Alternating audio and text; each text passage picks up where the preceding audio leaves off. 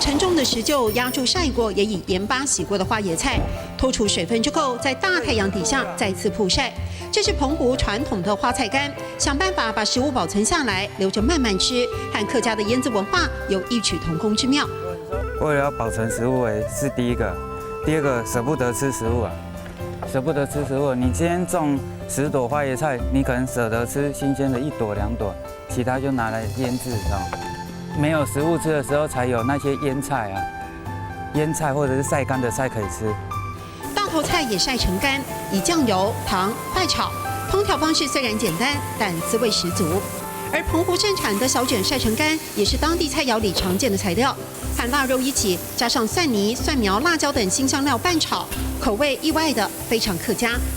客人会吃下去都会说，哎，这个是客家小炒，很像客家菜，所以才会常常被客人说是客家小炒什么的。许多游客在网络上介绍，在澎湖吃到了道地的客家菜。早年客家菜又油又咸，为了可以多吃几碗饭，才有力气工作。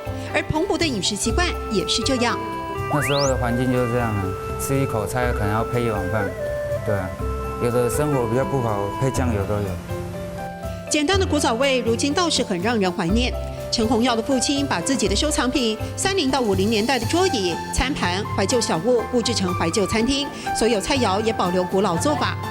用到时给做法。古法制作，对不对？